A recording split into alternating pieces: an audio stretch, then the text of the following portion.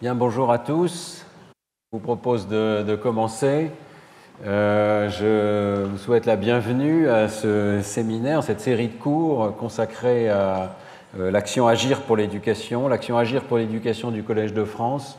Parmi ces actions, vous propose chaque année un cours, une série de conférences proposées à plusieurs voix, qui feront des synthèses sur des sujets pertinents dans lesquels il y a des connaissances scientifiques qui sont pertinentes pour l'éducation. Et donc, cette année, pour cette première série de cours Agir pour l'éducation, c'est le sujet de la lecture, de son apprentissage, de sa pédagogie, de ses troubles aussi, qui a été choisi. Et donc, aujourd'hui, je vais donner le deuxième cours, à la suite de celui qui a été donné il y a à peu près un mois par Joe Ziegler, qui portait sur la psychologie de l'apprentissage de la lecture. Je vais aujourd'hui vous décrire les données dont nous disposons sur la manière dont le cerveau se modifie lorsqu'on apprend à lire. Je souhaite la bienvenue à tous les enseignants qui sont sur place et également à tous ceux qui sont en ligne avec nous sur Zoom. Et je voudrais vous dire qu'il est possible de poser des questions sur Zoom, donc grâce au chat qui est disponible, et nous avons des personnes qui vont synthétiser vos questions et qui les poseront à haute voix, donc on pourra avoir une période de discussion à la fin de cette conférence. Alors, je commence donc par vous faire part d'une découverte spectaculaire. Il est possible d'entrer en conversation avec les morts. Il est possible d'entrer en conversation avec les morts, mais pas avec une planche Ouija, mais simplement en rentrant dans une bibliothèque. C'est ce que le poète Francisco de Quevedo a dit, et je trouve que ces mots sont absolument remarquables. Grâce à la lecture, je converse avec les défunts, j'écoute les morts avec les yeux. C'est vrai, vous rentrez dans une bibliothèque et vous pouvez lire les paroles de quelqu'un qui est décédé il y a 2000 ans, plus. Et un autre écrivain que j'aime beaucoup, Vladimir Nabokov, a souligné l'extraordinaire miracle, il parle de miracle de la lecture, le miracle du fait que quelques signes écrits, des pattes de mouche sur une feuille de papier, parce qu'on a appris à lire, sont capables de contenir une imagerie mortelle, des tours de pensée, des mondes nouveaux, avec des personnes vivantes qui parlent, qui pleurent, qui rient. Évidemment, une page de roman nous transporte et est capable d'évoquer pratiquement tout un univers mental dans notre cerveau, simplement parce que nous avons appris à lire. Donc c'est ça le miracle de la lecture. Alors je vais essayer de vous décrire aujourd'hui en plusieurs parties. D'abord, ce qu'on sait sur la manière dont la lecture fonctionne dans le cerveau de l'adulte, une fois qu'on a appris à lire, et puis comment on arrive à ça en apprenant à lire. Qu'est-ce qu'on sait aussi, très brièvement, parce que ce sont quand même des sujets très vastes, et on y reviendra dans les cours suivants, mais sur la dyslexie, sur les manières dont ces circuits peuvent être perturbés. Et puis je conclurai par quelques conséquences sur la pédagogie de la lecture. Alors, l'imagerie de la lecture dans le cerveau adulte. Vous avez tous appris à lire dans cette salle. Ça veut dire qu'en fait, les mots écrits vont, in fine, avoir le même effet sur vous que les mots parlés. Et je l'illustrerai simplement, il y a beaucoup d'études de la lecture et de la comparaison entre le langage écrit et le langage parlé. Et ici, vous avez une étude parmi les plus récentes, et je trouve aussi les plus parlantes et les plus belles qui soient, de l'impact du sens des mots, qu'ils soient écrits ou parlés. En haut, vous avez une personne qui est allongée dans une IRM, et on voit son hémisphère gauche et son hémisphère droit, alors qu'elle écoute des histoires, et en bas, alors qu'elle lit des histoires. Et les couleurs qui sont ici indiquées sur le cerveau indiquent des régions du cerveau qui s'intéressent au sens des mots, au sens du message qui est véhiculé par l'histoire écrite ou par l'histoire parlée. Par exemple, alors les couleurs, il y a une légende ici à gauche. Par exemple, lorsque le texte parle d'un contexte social ou de personnes, c'est en rouge et en orange respectivement. Lorsqu'il parle de parties du corps ou de nombres, c'est en jaune ou en vert. Donc, par exemple, on retrouve ici un circuit dont j'ai souvent parlé dans mes cours, qui est le circuit des nombres, qui implique le sillon intrapariétal à gauche et à droite. Mais vous voyez que ce qui est fascinant, c'est l'extraordinaire parallélisme des images entre le langage écrit et le langage parlé. C'est parce qu'on a appris à lire et à lire de façon très efficace, on arrive pratiquement à la même vitesse aussi, à prendre du langage écrit comme du langage parlé, et le résultat final, c'est le même réseau. Il n'y a pas de réseau cérébraux du sens les mots écrits qui seraient différents des réseaux cérébraux du sens des mots parlés. C'est le même sens. Et c'est pour ça d'ailleurs que la lecture est très efficace, parce qu'on va réutiliser le système du langage parlé. Alors, on peut faire un schéma très simple de ce que c'est qu'apprendre à lire. Apprendre à lire, c'est accéder par la vision aux aires du langage parlé.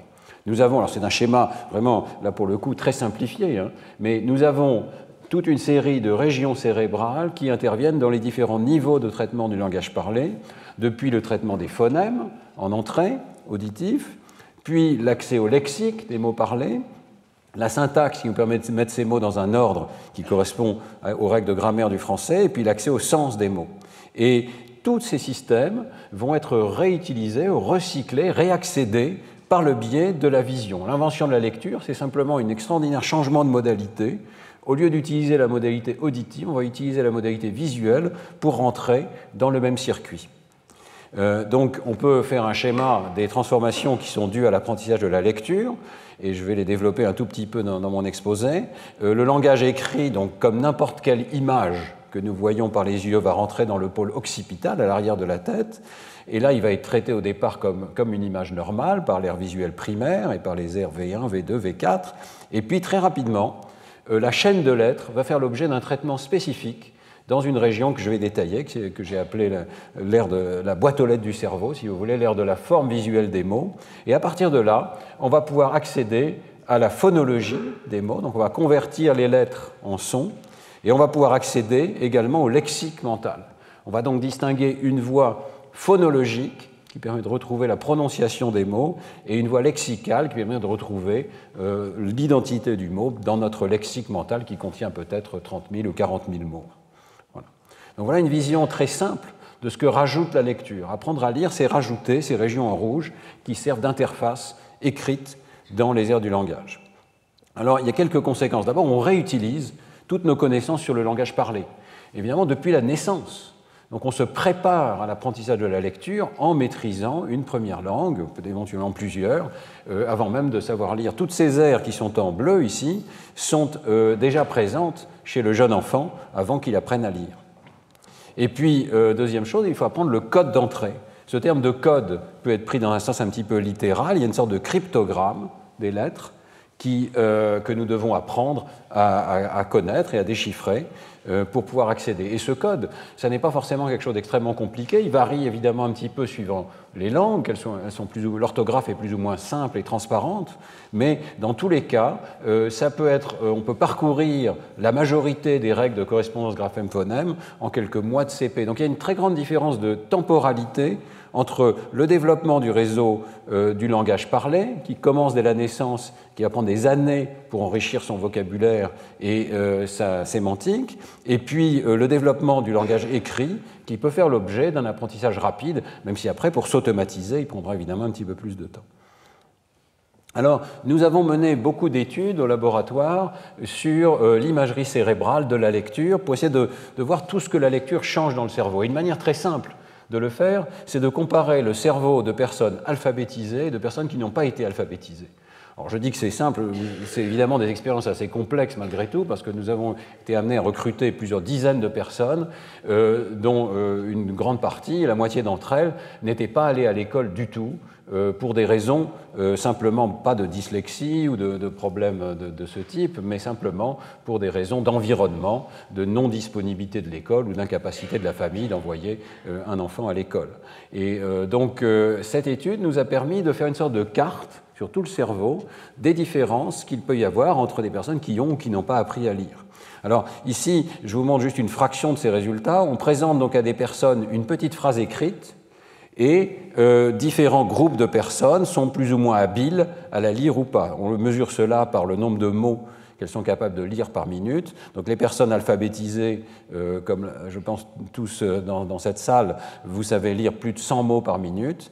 Et nous avions aussi des personnes complètement analphabètes qui étaient pratiquement à 0 mots par minute. Et puis nous avions aussi des personnes entre les deux, des personnes qui, sans être allées à l'école, avaient réussi à apprendre à lire dans leur quartier avec leur famille et qui pouvaient donc lire des mots à une vitesse moins importante que si elles avaient été alphabétisées dès le départ, mais donc on trouvait déjà une partie de l'activation cérébrale déjà présente. Donc toutes les régions que vous voyez ici en couleur sur le cerveau sont des régions qui augmentent leur activité, comme on le voit ici, en proportion du score de lecture, de cette vitesse de lecture.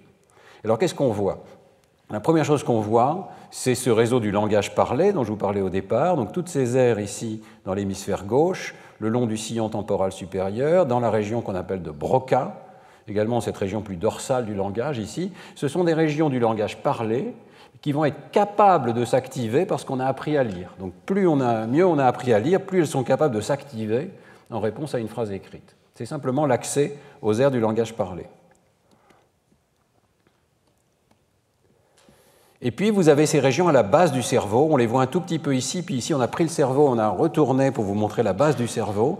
Et vous avez des régions visuelles dans le pôle occipital et aussi dans la région occipitotemporale. Ici, c'est l'hémisphère gauche qui est en haut, si vous retournez le cerveau comme ça. Et vous voyez donc toute une série de régions visuelles qui ont augmenté d'activité dramatiquement parce que vous avez appris à lire.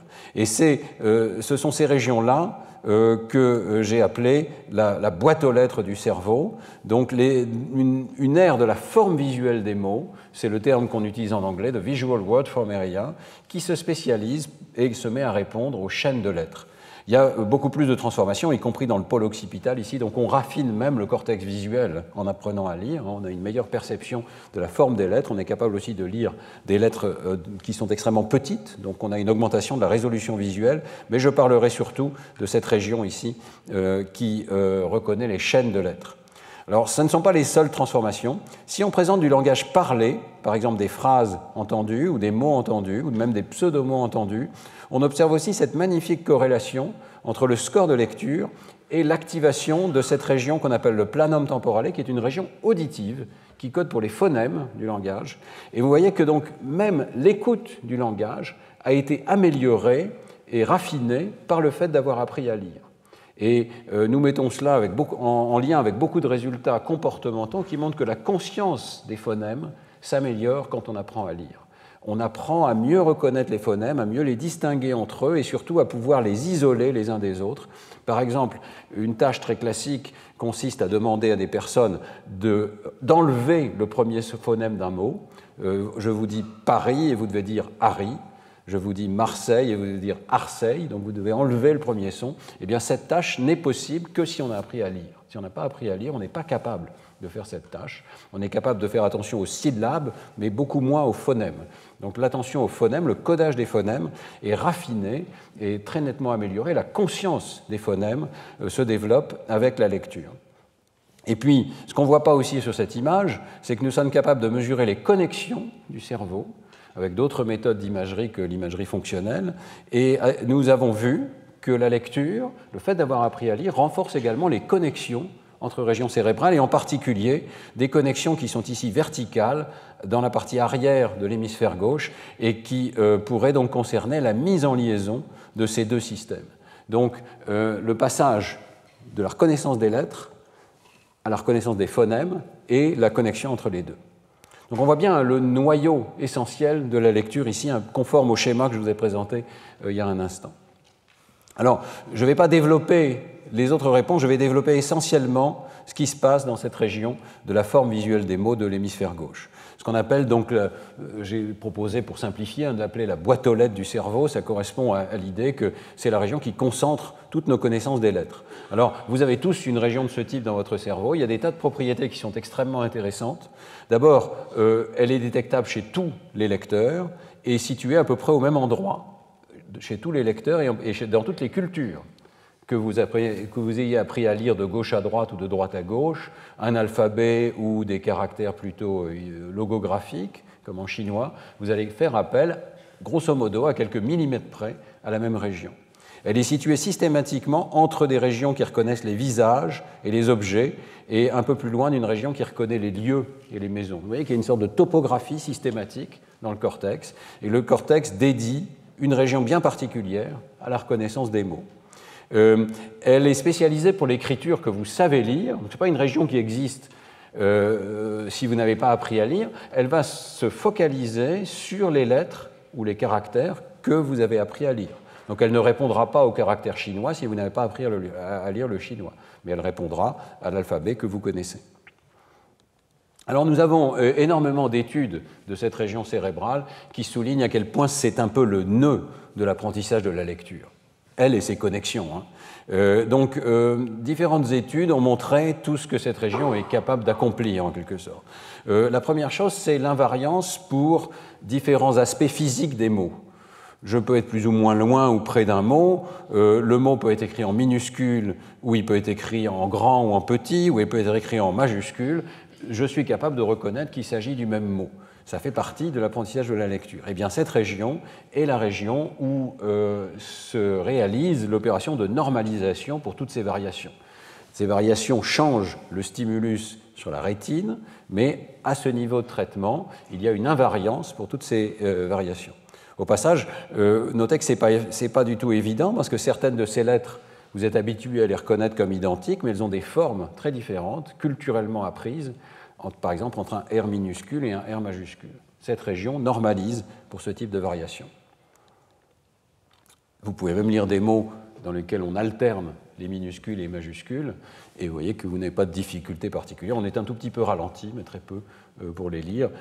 Au passage, c'est important, je pense, pour la pédagogie, il y a encore des exercices de maternelle où on montre aux élèves des lettres montantes, des lettres descendantes, et la forme globale du mot, est-ce qu'il monte, est-ce qu'il descend, etc.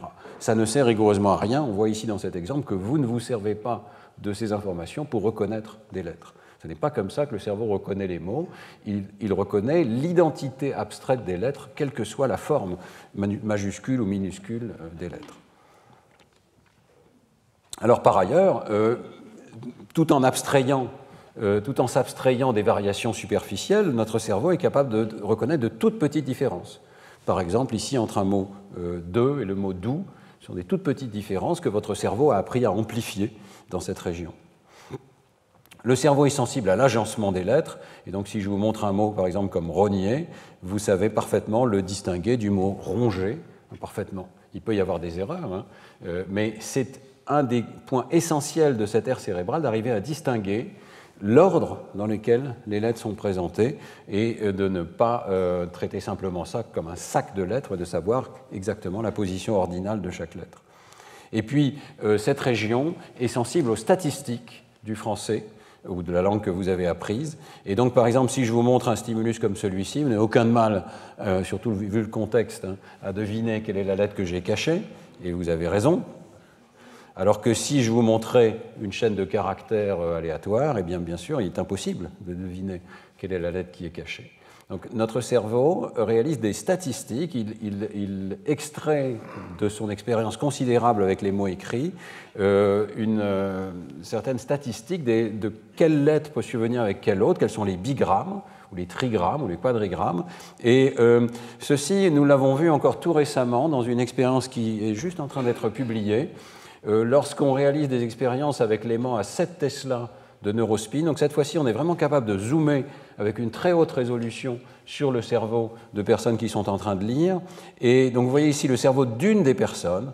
Vous voyez que c'est probablement le cas chez chacun d'entre vous dans cette salle. Vous avez des tout petits patchs de cortex qui se sont spécialisés pour la lecture et qui répondent aux lettres et aux chaînes de lettres plus qu'à n'importe quel autre objet, comme un visage par exemple ou un lieu.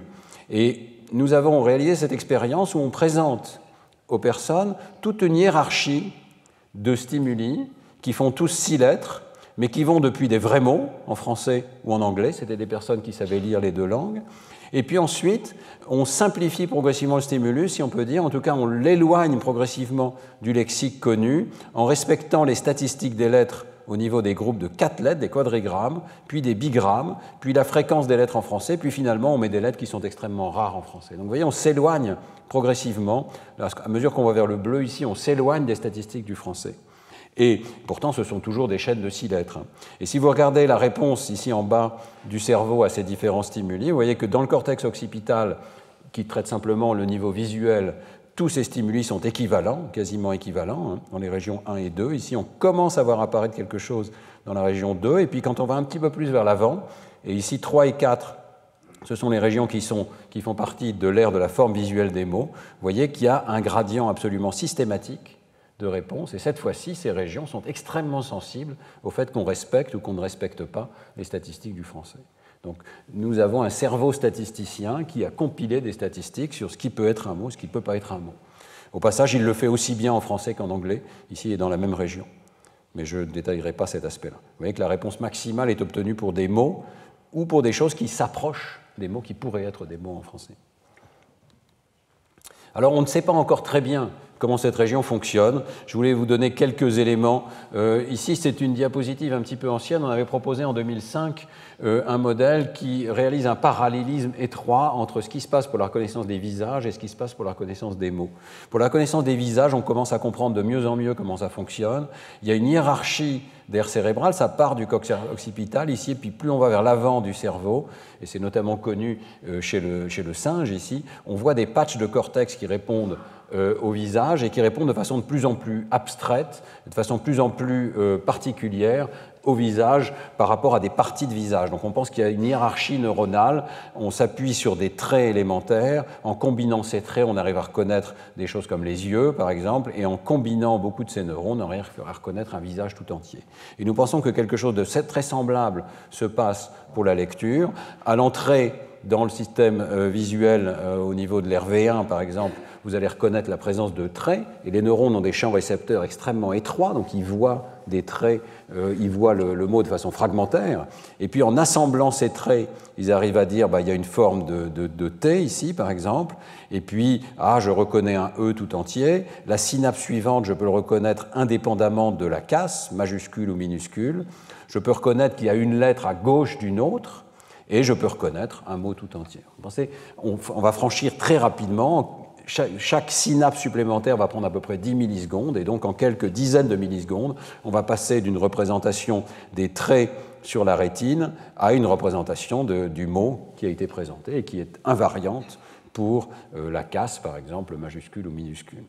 Alors, nous avons pu récemment raffiner ce modèle, et nous arrivons à une vision assez précise de ce qui se passe lorsqu'on apprend, sur la base de réseaux de neurones artificiels qui sont comme des modèles de ce qui se passe dans le cerveau réel.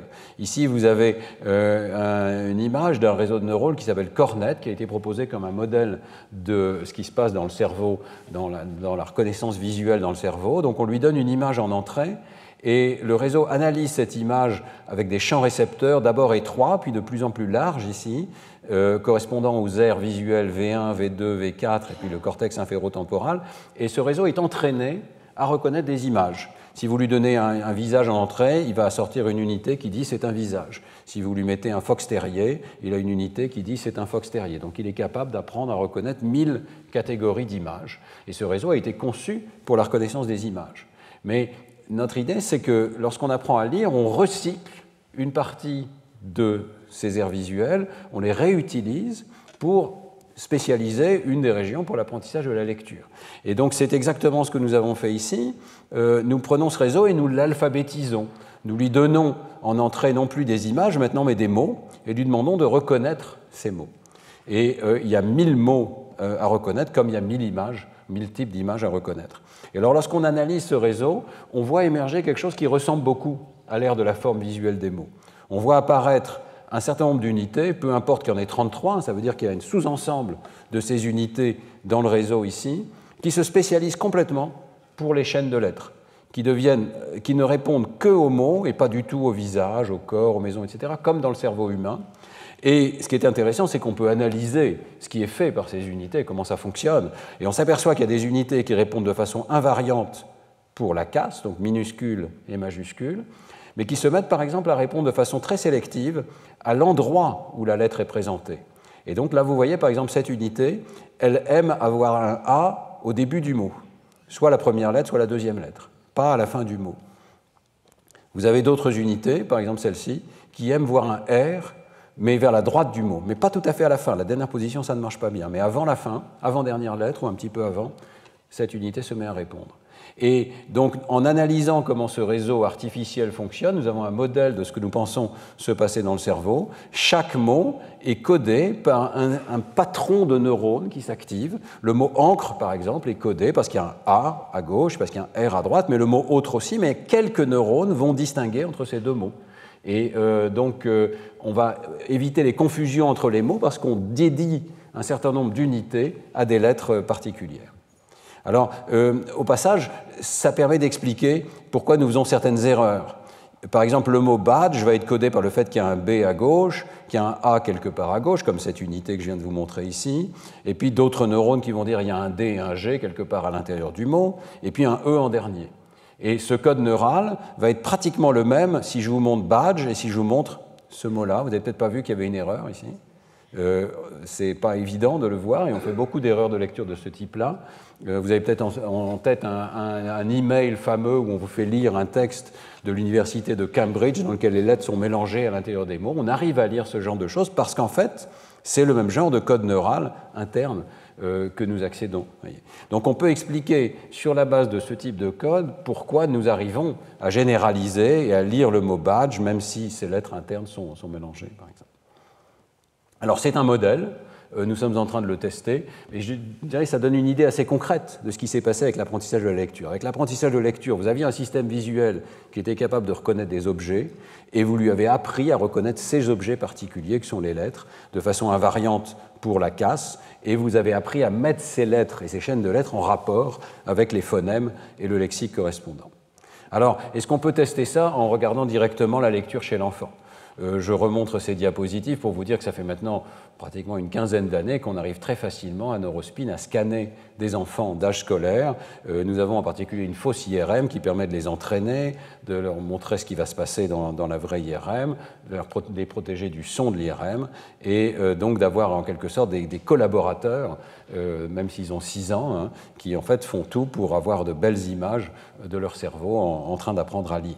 Alors, nous avons pu, au fil des années, avec mon épouse Ghislaine, avec beaucoup d'autres collaborateurs, regarder ce qui se passait chez les enfants qui apprennent à lire et vu que cette région, effectivement, apparaît pratiquement dès le moment où on commence à apprendre à lire, dès la première année d'apprentissage. Donc, si vous scannez des enfants de 9 ans, vous trouvez une organisation du système visuel qui est très proche de celle de l'adulte, avec, vous voyez ici, une région qui répond fortement aux mots écrits, juste à côté d'une région qui répond au visage et d'une autre qui répond au lieu, ici en jaune, d'autres qui répondent au damier, etc. Donc cette région en vert, c'est l'aire de la forme visuelle des mots, la boîte aux lettres du cerveau. Eh bien, si vous scannez les enfants de 6 ans avant le CP, avant qu'ils aient appris à lire, vous ne voyez pas cette même organisation, vous ne voyez pas cette réponse aux chaînes de lettres. Et vous voyez aussi que le système des visages est moins organisé, mais je pourrais en parler s'il y a des questions là-dessus. Et ça n'est pas juste une question d'âge, parce que si vous scannez de jeunes enfants à peu près du même âge, mais qui ont déjà appris à lire, eh bien vous voyez que cette région est en train d'apparaître ou est déjà apparue. Elle n'a sûrement pas sa fluidité ou son automaticité finale, mais elle apparaît très vite dès que vous apprenez à lire. Nous avons eu la chance de pouvoir faire une étude beaucoup plus précise parce qu'elle était longitudinale. Ce que je viens de vous montrer, c'est une étude qu'on appelle cross-sectionnelle, c'est-à-dire qu'il y a des enfants de différents âges, et à chaque fois, c'est un groupe d'enfants ici, avec différents âges et différentes capacités. Mais nous avons aussi pu suivre les mêmes enfants tout au long de l'apprentissage de la lecture. Et ça reste une étude qui est encore aujourd'hui assez unique au monde. On a eu la permission de scanner 10 enfants pratiquement tous les 2 mois, donc avec 2 IRM avant qu'ils rentrent à l'école, et puis 4 IRM tout au long de l'année de CP, et pour 8 d'entre eux, une IRM 1 an plus tard, lorsque la lecture s'était bien installée. Et vous voyez qu'ici, donc chaque couleur représente un enfant.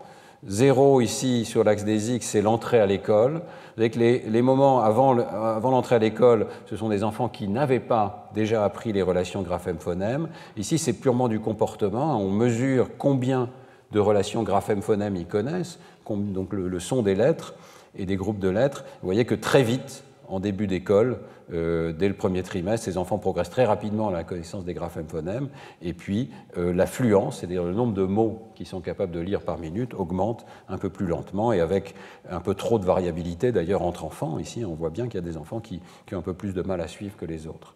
Alors, nous avons pu suivre chez chacun de ces enfants le développement des régions liées à la lecture, et vous voyez ici donc ces scans successifs chez l'un de ces enfants. vous voyez qu'avant l'entrée à l'école, il y a très peu de réponses sélectives aux mots écrits. Donc ici, c'est une image de ce qui répond plus aux mots écrits qu'à d'autres types d'images. Et dès qu'on rentre à l'école, on voit apparaître un circuit de la lecture qui comprend ces régions de la voie ventrale ici qui vont augmenter d'activité et qui vont s'installer plus ou moins définitivement. Je peux faire un zoom là-dessus. Vous voyez qu'on les voit très tôt dans l'entrée à l'école et elles vont augmenter en activité progressivement au cours de l'apprentissage de la lecture et augmenter en taille. Voilà. Donc, on voit apparaître un circuit qui répond aux chaînes de lettres.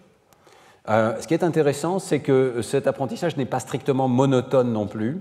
Donc, je vais faire enlever ça.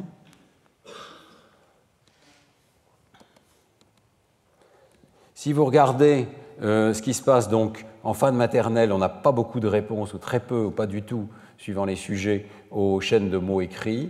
Dès le CP, on voit apparaître ce réseau, mais on voit aussi apparaître un réseau beaucoup plus vaste, qui comprend des régions préfrontales et pariétales ici. Et puis, lorsqu'on attend quelques années de plus, à la fin du CE1, ici, on voit que ce réseau s'est réduit à quelque chose de beaucoup plus restreint et proche de l'automaticité du lecteur adulte. Alors, qu'est-ce qui se passe ici? Eh bien, nous pensons que nous voyons la lecture avec effort versus la lecture automatisée. Si vous mesurez en particulier la vitesse de lecture chez ces enfants, vous voyez que le nombre de mots, le nombre de lettres, que comprend le mot a un effet déterminant chez les lecteurs débutants et aussi chez les dyslexiques ici, et de moins en moins à mesure que la lecture s'automatise.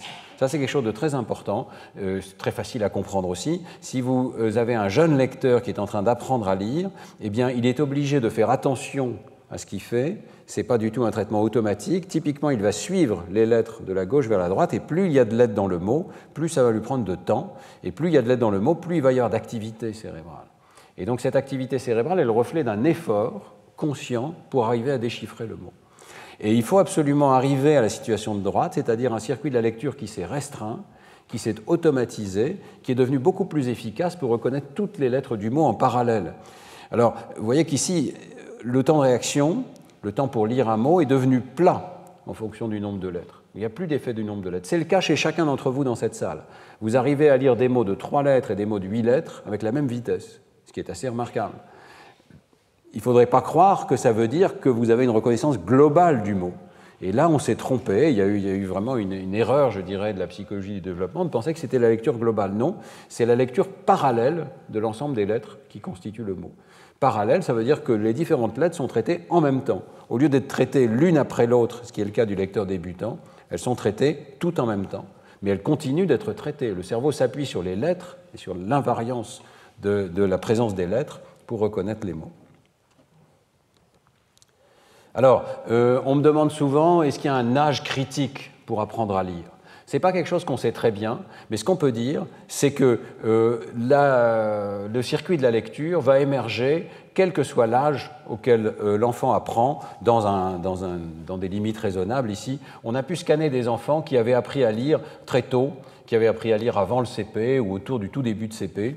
Et donc, on peut comparer ici, dans cette étude très récente, des enfants prélecteurs qui ne savent pas lire avec des lecteurs jeunes qui commencent à savoir lire tôt, et puis bien sûr des lecteurs plus avancés. Et on retrouve ce que je vous ai montré, c'est-à-dire l'apparition de cette région de la forme visuelle des mots et du circuit de la lecture qu'on voit ici lorsque les enfants savent lire. Et on a pu montrer dans cette étude, en décorrélant la capacité de lire avec l'âge, que ce n'était pas l'âge qui comptait, c'est vraiment le fait d'avoir appris. Si vous entrez à l'école, quel que soit votre âge, et qu'on vous apprend efficacement à apprendre à lire, vous allez développer ce circuit, quel que soit l'âge. Donc ici, c'est une analyse où on élimine l'effet de l'âge par régression. Et c'est intéressant de voir que ce n'est pas du tout le cas pour l'apprentissage des visages. L'aire des visages dans l'hémisphère droit se développe en fonction de l'âge, ça prend du temps, il faut être exposé à beaucoup de visages sans doute pour que cette région développe ses capacités finales. Pour les mots, c'est vraiment la concentration rapide d'un apprentissage efficace avec l'entrée à l'école qui va développer ce circuit. Alors en particulier, il y a des études un peu plus anciennes qui avaient montré que ça pouvait se produire en quelques semaines. Il y a une étude très intéressante de Brehm et collaborateurs qui s'était appuyée sur ce logiciel que vous connaissez peut-être, qui s'appelle le Graphogame, qui est disponible d'ailleurs en français maintenant, hein, grâce aux efforts de Joe Ziegler. Joe Ziegler en a parlé dans la conférence il y a un mois. C'est un logiciel qui enseigne systématiquement les correspondances graphème-phonème et qui donc met les enfants sur le chemin de la lecture. Et ce qui a été fait dans cette étude, c'est d'entraîner des enfants pendant 8 semaines avec le graphogame, de comparer avec un groupe d'enfants qui était entraîné avec un jeu mathématique de contrôle, donc qui n'apprenaient pas à lire, et ceci donc en fin de maternelle, et de scanner ces enfants à la fois avec une méthode d'électroencéphalographie et avec une méthode d'IRM. Et les deux résultats sont très concordants. Ceux qui apprennent avec le graphogame en premier développent rapidement ce circuit de la lecture dans l'hémisphère gauche. Ici, on le voit avec l'électroencéphalographie, c'est moins évident à comprendre qu'avec l'imagerie cérébrale ici. Mais vous voyez que dans les deux cas, ce qui a été montré, c'est que l'utilisation d'une méthode efficace et rapide ici développe très rapidement ce circuit de la lecture. Ça peut se faire en quelques semaines, en tout cas le début de l'entrée en jeu de ce circuit peut se produire très rapidement. C'est une sorte de déclic, je vais utiliser ce circuit-là et je vais y inscrire mes connaissances des lettres. Alors, il ne faudrait pas croire non plus que tout dépend de ce circuit-là. Le cerveau de l'enfant est plastique, et je voulais quand même vous montrer un exemple de plasticité cérébrale pour vous inciter aussi à croire dans le potentiel d'apprentissage de l'enfant, hein. Donc ici, qu'est-ce qui se passerait si on avait une lésion de ce circuit dans l'hémisphère gauche, de la région occipitotemporale? Vous voyez qu'ici, c'est une lésion assez importante, hein, d'un enfant qui a dû être opéré.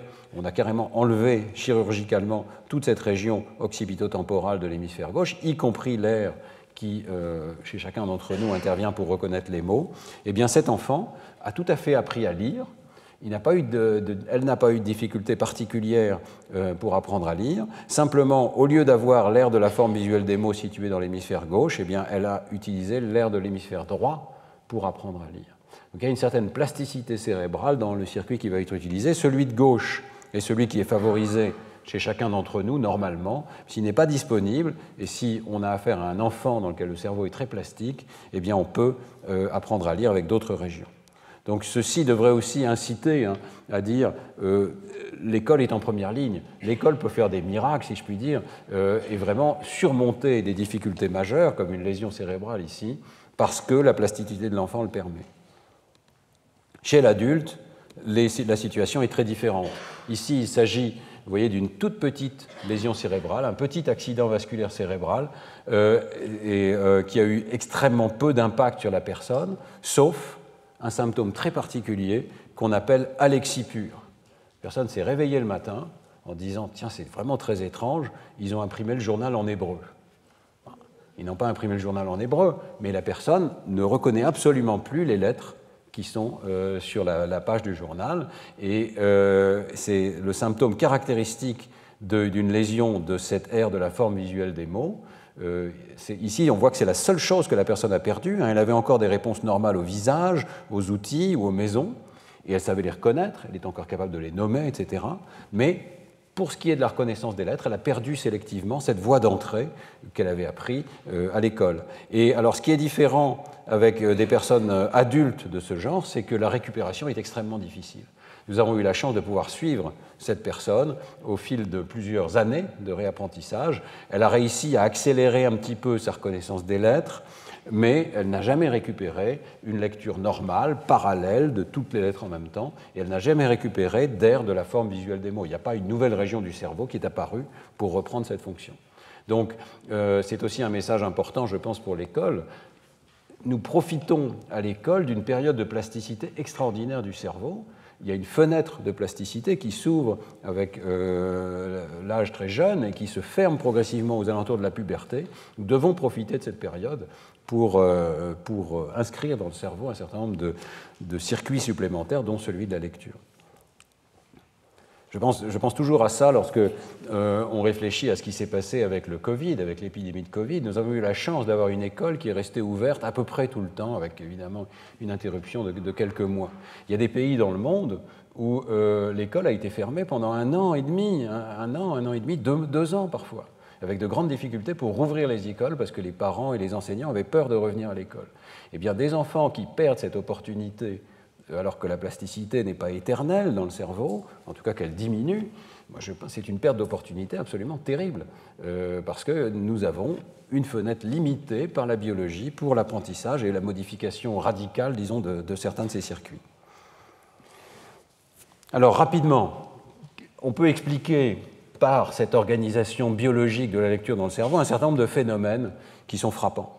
Vous avez peut-être eu dans votre entourage, ici c'est un membre de mon laboratoire, des enfants qui écrivent en miroir et qui ne s'aperçoivent même pas qu'ils écrivent en miroir. Donc ici, le nom de l'enfant, c'est Léon, signé son dessin de la droite vers la gauche. Et on a d'autres exemples ici. J'appelle ça la réinvention du boustrophédon, parce que l'enfant écrit de la gauche vers la droite et de la droite vers la gauche comme il était possible en grec ancien, ce qu'on appelle le boustrophédon, comme va le bœuf pour labourer un champ. Donc c'est Théodore ti voglio bene. Voilà. Donc c'est frappant. Comment est-ce que c'est possible qu'un enfant sache écrire en miroir, ne s'aperçoive même pas qu'il y a un problème et qu'il fait une erreur, alors que nous, évidemment, nous ne savons pas écrire en miroir. Et puis, est-ce que ce n'est pas la dyslexie? Les parents, moi c'était mon cas, hein, j'ai eu un enfant qui faisait ça. Est-ce que ce n'est pas un signe de dyslexie? Bon, ce n'est pas du tout un signe de dyslexie. C'est une compétence strictement normale de notre cerveau, que l'on voit ici, par exemple, lorsqu'on demande aux enfants d'écrire leur prénom à droite de la page. On demande aux enfants d'écrire à côté du point. Alors si le point est à gauche de la page, ils n'ont aucun problème à écrire leur prénom. Ici, si c'est à droite de la page, vous voyez qu'il y a un problème. Et l'enfant un peu plus âgé, ici ses deux sœurs, Maggie, a écrit son prénom en commençant un petit peu à gauche, puis en tassant toutes les lettres. On voit bien qu'elle a réussi à se débrouiller. Et puis l'enfant qui a juste 1 an de moins, ici, la sœur un petit peu plus jeune, elle a juste écrit de la droite vers la gauche. D'accord. Et lorsque vous pratiquez ce test, vous voyez que 90% des enfants de 5 ou 6 ans savent écrire de la droite vers la gauche. Donc ce n'est pas un problème, c'est une compétence. C'est une compétence normale du système visuel. Mais alors pourquoi? Eh bien parce que nous héritons de notre évolution un circuit qui nous sert à reconnaître les lettres, mais qui au départ sert à reconnaître les visages et sert à reconnaître les objets, et il possède cette capacité d'invariance en miroir. Donc vous reconnaissez immédiatement qu'il s'agit de la même personne ici, alors que sur votre rétine, ce sont 2 images très différentes, mais votre circuit des visages est capable de reconnaître qu'il s'agit de la même personne invariante en miroir. La région occipitale que nous utilisons pour apprendre à reconnaître les lettres est précisément celle où se produit cette généralisation en miroir. C'est connu chez l'animal ici, en particulier ce patch AL comprend des neurones dans lesquels on voit des réponses absolument identiques à un profil et à l'autre profil, vous voyez ici, d'une personne. Et puis nous, avec nos méthodes d'imagerie, de façon un peu plus grossière, on a pu voir qu'il y avait effectivement un amorçage en miroir pour les images, mais plus pour les mots, exactement dans cette région qui nous sert à apprendre à lire. Donc c'est une propriété normale héritée de notre évolution, mais que nous devons désapprendre lorsque nous apprenons à lire. Lorsque nous reconnaissons que ces mots ou ces pseudomots sont différents, nous avons désappris cette symétrie en miroir. Nous ne voyons même plus qu'il y a une possibilité de symétrie en miroir. Mais c'est quelque chose de difficile pour les enfants parce qu'au départ, ils ne comprennent pas que la lettre B et la lettre D, par exemple, ce sont des lettres différentes, qu'on veut dire des lettres différentes. Et une manière de les aider consiste à tracer la lettre avec le doigt, parce que quand on écrit la lettre, évidemment, ce sont des patrons moteurs complètement différents pour écrire des lettres en miroir. Donc, n'ayons pas peur de cette symétrie en miroir, et on peut comprendre pourquoi elle survient, parce que nous sommes en train de réutiliser un circuit ancien qui a cette propriété de symétrie en miroir. Un bref mot sur la dyslexie maintenant. Le circuit que je viens de vous présenter explique pas mal ce qui se passe chez les enfants dyslexiques. En tout cas, lorsqu'on scanne des enfants dyslexiques, on s'aperçoit que ce circuit de la lecture ne s'est pas mis en place normalement. Et donc, vous voyez ici, la réponse au visage n'est pas complètement normale non plus, mais surtout, la réponse aux mots, qui est en vert ici, n'est pas apparue normalement chez ces enfants dyslexiques. Et ça crée donc des différences entre les enfants dyslexiques et les enfants qui n'ont pas de problème de lecture, aussi bien dans l'hémisphère gauche pour les mots écrits et à droite pour les visages. Donc il y a une organisation du système visuel qui ne s'est pas faite normalement chez les enfants dyslexiques. Et nous avons récemment répliqué ces résultats et montré qu'ils avaient un certain caractère d'universalité. Il y a toute une série de régions cérébrales qui sont sous-activées chez les enfants dyslexiques, et nous avons pu le voir à la fois chez des enfants français et chez des enfants chinois. Donc, dans les 2 groupes, ce sont les mêmes types d'anomalies qui sont observées.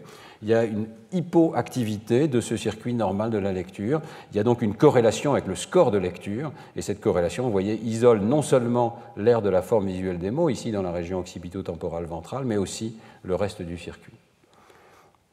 il n'y a pratiquement pas d'effet de langue, et au niveau du cerveau entier, il n'y a aucune interaction, ou presque aucune interaction, entre la langue et le trouble de la lecture. Autrement dit, il y a des troubles de la lecture qui viennent d'un déficit quelque part dans ce circuit de la lecture qui vont se révéler de la même manière en Chine ou en France.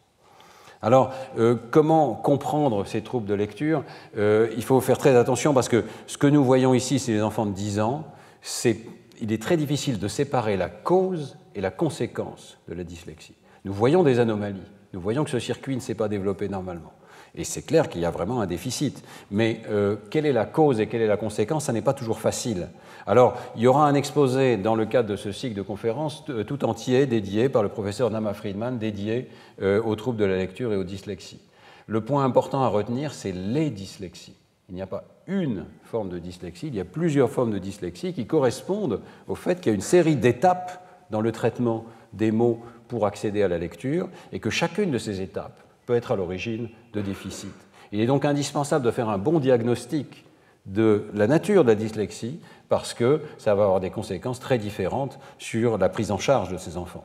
Alors, de façon très schématique, ça peut être la représentation des phonèmes qui est anormale. Les enfants n'entendent pas bien les phonèmes et ça cause des difficultés, évidemment, pour développer la lecture dans un système alphabétique comme le nôtre. Et en particulier, ce qu'on appelle le buffer phonologique, c'est-à-dire la mémoire phonologique, peut être déficitaire. C'est à l'origine de certains troubles de lecture. Il peut aussi y avoir des troubles de conversion graphème-phonème, c'est-à-dire le passage des lettres au son. Et si vous n'avez pas bien appris, en particulier, là c'est difficile de faire la part entre la dyslexie et les troubles de moins bon apprentissage, si on peut dire. Si vous n'avez pas bien appris les correspondances graphème-phonème, vous allez avoir des difficultés. Mais on a découvert aussi qu'au niveau de cette boîte aux lettres du cerveau, il pouvait y avoir des formes de dyslexie qui survenaient effectivement au niveau du codage visuel des lettres. Alors Nama développera ce point, mais très rapidement, on distingue deux grands types de dyslexie visuelle qui peuvent s'expliquer par le code neural dont je vous parlais tout à l'heure. D'abord, il est possible que le code neural ne soit pas assez précis. Et donc, vous avez un certain nombre d'enfants qui font des transpositions de lettres. Je vous montrais tout à l'heure rogner et ronger. Ici, vous avez frime et firme. Il y a des enfants qui n'arrivent pas à faire la distinction entre ces mots-là, qui ont un problème de position des lettres. Dans ce cas-là, il y a une solution assez simple qui a été trouvée, Nama a exploré ça, qui consiste à espacer les lettres et surtout à faire tracer du doigt les lettres. Le fait d'utiliser le doigt pour bien séparer la position des lettres aide énormément ces enfants-là. Mais il ne faut pas confondre cette dyslexie avec un autre type de dyslexie qui survient également au niveau de la vision, mais qui consiste à sélectionner un mot parmi plusieurs. Lorsque vous lisez, en ce moment, là, vous lisez ces mots, il y a quelque chose qui se produit que j'ai essayé de simuler ici par le niveau de gris, c'est que vous isolez un mot, et pendant que vous lisez celui-ci, vous arrivez à éteindre les autres avec votre attention. Vous arrivez à faire attention sélectivement à un mot et ne pas laisser rentrer les autres. Eh bien, ces enfants-là ont des difficultés exactement avec cette étape-là. Et lorsque vous leur faites lire des paires de mots, par exemple père, foire, ils vont parfois dire faire, poire. C'est une erreur très particulière où les lettres du deuxième mot ont migré vers le premier, ou l'inverse, et ont conservé leur position. Donc le F est resté en premier, le O est resté en second, mais les lettres se sont mélangées entre les deux mots. Et là, il y a une solution très simple qui consiste à donner une fenêtre à l'enfant pour isoler un des mots et empêcher les autres mots de rentrer. Ce que nous faisons, nous, avec notre attention, ces enfants-là sont aidés par le fait de le faire au niveau physique, par une fenêtre sur le mot. Donc, être attentif au fait que chacune des étapes de ce circuit cérébral peut mal se développer et essayer de diagnostiquer précisément. Il suffit de regarder quel genre d'erreurs font les enfants. Et nous proposons dans le laboratoire, et nous allons bientôt rendre public, un test qu'on appelle le test du Malaby, qui permet très précisément de dire de quelle sorte d'erreur il s'agit chez les enfants. Voilà. Alors je termine par de recommandations pédagogiques qui sont appuyées sur ces données, et puis ensuite je prendrai vos questions. Donc premier point, il y a vraiment la nécessité de bien comprendre dans quel ordre se produisent ces transformations liées à la lecture. Je vous ai parlé d'un circuit très particulier qui développe une reconnaissance des lettres, les graphèmes, et qui les convertit en phonèmes. Et c'est le nœud de la lecture. C'est ça qui change principalement lorsqu'on apprend à lire. C'est le décryptage ou le décodage sériel, au départ avec effort, comme je vous l'ai montré. On analyse chaque lettre de chaque mot, on les convertit une par une en sons, on écoute ce qu'on a dans la tête Et parce qu'on entend, entre guillemets, dans sa tête les phonèmes, si on connaît le mot en question, on peut accéder à son lexique. C'est ce qu'on appelle la voix indirecte, oui, parce que c'est un circuit un peu détourné quelque part, il faut faire sonner le mot dans sa tête pour arriver à comprendre de quel mot il s'agit. Mais c'est indispensable, c'est comme ça que ça démarre chez tous les enfants.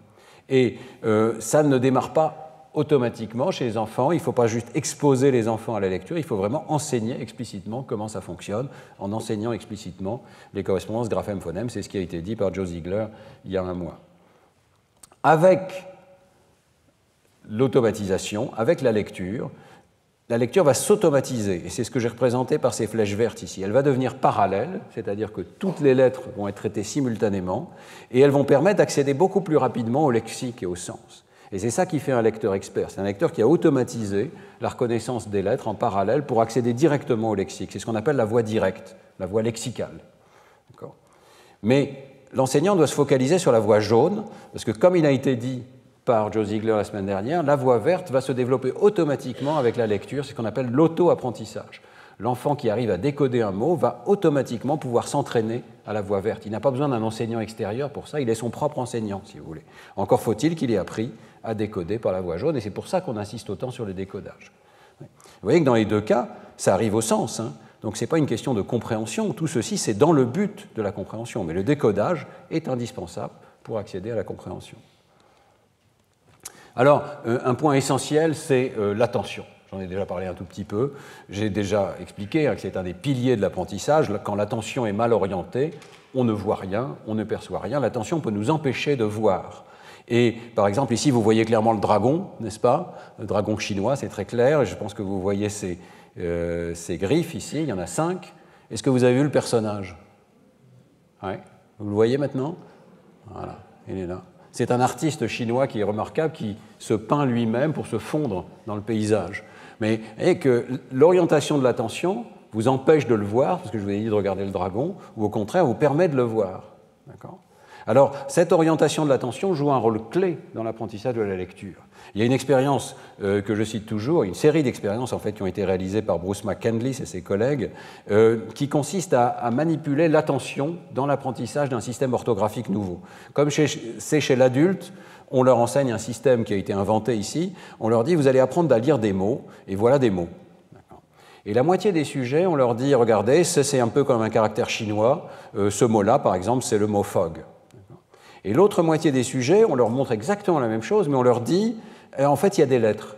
Du bas vers le haut, ce qui est un petit peu inhabituel, vous voyez qu'on peut distinguer 3 formes, et ça correspond aux 3 lettres ou aux 3 phonèmes du mot en question. C'est la seule différence entre ces deux groupes de sujets à qui on va enseigner un système de lecture. Pendant 1 minute, on leur explique quelque chose de différent qui oriente leur attention soit sur la forme globale du mot, soit sur les formes locales de chacune de leurs lettres. Ensuite, on les laisse apprendre, et l'apprentissage est strictement identique dans les deux groupes, et on voit des différences intéressantes. Alors, les deux groupes apprennent à reconnaître les 16 premiers mots. On leur donne 16 mots à apprendre, ils les apprennent tous les deux. Peut-être même un petit peu mieux avec l'apprentissage global. Mais si vous leur demandez de généraliser à des mots nouveaux, il y a 16 mots supplémentaires. Seul le groupe qui a appris à décoder les lettres est capable de généraliser. Celui-ci n'arrive absolument pas. Il est pratiquement au niveau du hasard ici, parce qu'il n'a pas découvert tout seul qu'il y a une présence de lettres. Et pourquoi n'a-t-il pas découvert tout seul qu'il y a une présence de lettres? Parce qu'il a utilisé un circuit de l'hémisphère droit. Il n'a pas du tout utilisé la voie normale de l'hémisphère gauche et l'aire de la forme visuelle des mots pour son apprentissage, comme le groupe local ici. Le groupe qui a appris avec la forme globale a appris en utilisant un système de l'hémisphère droit qui n'a rien à voir avec le circuit normal de la lecture, et qui ne généralise pas à la lecture de mots nouveaux, parce qu'il n'a pas extrait la présence de chacune des lettres.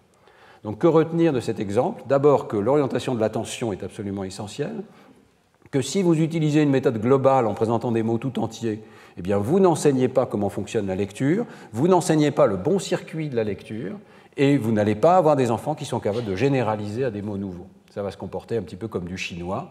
Vous devez apprendre chacun des mots, et s'il y en a des milliers, vous devez en apprendre des milliers. D'accord ? Donc, nécessité d'un apprentissage explicite, structuré, où chaque étape est conçue pour guider l'élève. C'est un message général. L'attention est un point clé de la pédagogie, je pense, mais c'est particulièrement vrai dans le cas de la lecture. Voilà, alors on a essayé avec plusieurs collègues de faire des synthèses de ce qui est important à retenir pour la pédagogie de la lecture. Et ce qui est intéressant, hein, c'est que les neurosciences cognitives, la connaissance des circuits cérébraux, convergent très largement avec les études pédagogiques dans les classes vers les mêmes conclusions. D'abord, donc, un enseignement explicite de la notation alphabétique, parce qu'on ne le trouve pas tout seul. Un enseignement concentré et rapide des correspondances graphème-phonème. Il y a une étude de Roland Guagou, qui est souvent citée, qui en fait est totalement convergente avec ses conclusions, parce qu'elle montre que plus les enseignants concentrent l'enseignement des correspondances graphème-phonème en début d'année, mieux les enfants apprennent à lire. Plus rapidement, ils apprennent à lire. Et on est actuellement sur des recommandations de 2, voire peut-être 3 correspondances graphème-phonème par semaine dans le premier trimestre de l'enseignement de la lecture, et ça fonctionne, honnêtement, ça fonctionne. Progression systématique, donc on ne va pas enseigner tout en même temps, on va commencer par les lettres les plus simples et par les correspondances graphème-phonème les plus fréquentes, les plus régulières, avant de passer à celles qui sont moins régulières. Guidage de l'attention visuelle, ça c'est très important, on peut utiliser le doigt en particulier, il faut enseigner à l'enfant qu'on part de la gauche et qu'on va vers la droite, ça ne va pas de soi. Et puis, apprentissage actif, le fait d'apprendre à écrire désambiguise les lettres, facilite la mémorisation des lettres et donc aide l'enfant à apprendre à lire. Et enfin, automatisation, et ça c'est pour le début mais aussi pour les années qui suivent, il faut que l'enfant lise pour apprendre à lire. Ça fait partie de l'apprentissage pour automatiser la lecture. Alors, terminerai en disant simplement que dans le cadre de l'action Agir pour l'éducation du Collège de France, et grâce à un certain nombre de sponsors, eh bien, nous pouvons développer ici actuellement dans l'équipe, c'est le travail de Cassandra Potier-Watkins, tout un système de lecture. Au départ, c'est un logiciel qu'on appelle Kaloulou, mais maintenant, c'est une pédagogie et des exercices aussi qui, finalement, regroupent tous ces principes. L'idée d'une progression pédagogique rigoureuse qui tient compte de la fréquence et de la régularité des correspondances graphème-phonème en français. Donc nous avons une progression pédagogique bien précise. Un logiciel dans lequel l'enfant voit son cerveau progresser à mesure qu'il parcourt ses différentes leçons. Un logiciel qui enseigne les phonèmes. On voit en particulier un enfant qui produit, et on voit un zoom sur sa bouche qui produit un phonème particulier, donc ça aide à entendre le son. On a un mot qui permet de mémoriser, par exemple N comme noix ici, et puis on trace le graphème pour bien cimenter, si l'on peut dire, la connaissance de la forme de la lettre. Et puis ensuite, beaucoup de jeux, je ne vais pas rentrer dans le détail, des mini-jeux, un petit peu comme dans le graphogame de Joe Ziegler, mais avec une plus grande diversité de jeux ici, qui vont faire progresser l'enfant dans sa connaissance des correspondances entre les lettres et les sons et le décodage des mots.